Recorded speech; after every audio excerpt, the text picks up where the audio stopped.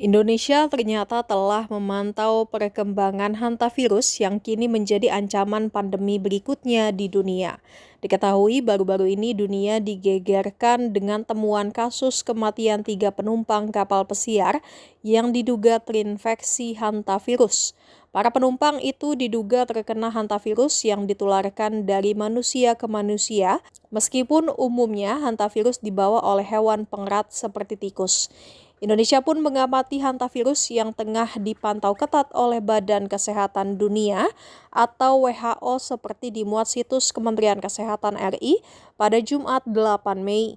Ternyata dari penelitian di Indonesia menunjukkan bahwa hantavirus tidak hanya ditemukan di daerah terpencil tetapi juga di kota besar seperti Jakarta, Bandung, Semarang, hingga Denpasar. Bahkan dalam satu studi, kasus ditemukan pada pasien yang dirawat di rumah sakit di beberapa kota besar. Hal ini menunjukkan satu hal penting, urbanisasi dan kepadatan penduduk justru meningkatkan risiko hantavirus. Lingkungan perkotaan dengan sanitasi yang buruk, pemukiman padat, dan pengelolaan sampah yang tidak optimal menjadi habitat ideal bagi tikus.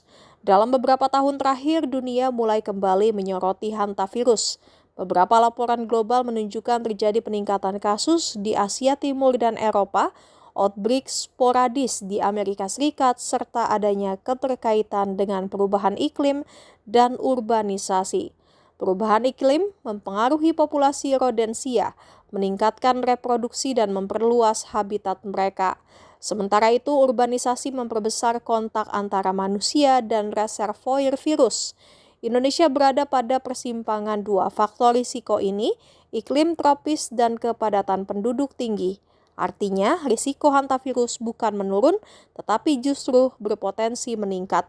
Ada 3 alasan utama mengapa hantavirus perlu menjadi perhatian serius dalam kebijakan kesehatan nasional. Kesatu, underdiagnosed dan underrate. Banyak kasus tidak terdeteksi karena gejalanya mirip penyakit lain. Kedua, reservoir melimpah. Indonesia memiliki setidaknya 15 spesies tikus yang terkonfirmasi membawa virus. Ketiga, potensi fatal tinggi. CFR dapat mencapai puluhan persen pada kasus berat. Dengan kombinasi ini, hantavirus bukan sekedar penyakit langka, melainkan ancaman laten yang sistematis. Berbeda dengan banyak penyakit infeksi lain, hantavirus tidak bisa dikendalikan hanya dengan obat atau vaksin, yang hingga kini belum ada yang disetujui secara luas. Pengendalian hantavirus sangat bergantung pada pengendalian populasi tikus, perbaikan sanitasi lingkungan, edukasi masyarakat, surveillance berbasis risiko. Dalam pedoman Kemenkes, pendekatan yang dianjurkan mencakup pengendalian reservoir secara terpadu, perbaikan sanitasi lingkungan, dan komunikasi risiko kepada masyarakat. Ini menunjukkan bahwa hantavirus adalah contoh nyata pendekatan One Health yang menghubungkan kesehatan manusia, hewan, dan lingkungan. Jangan lupa subscribe ya!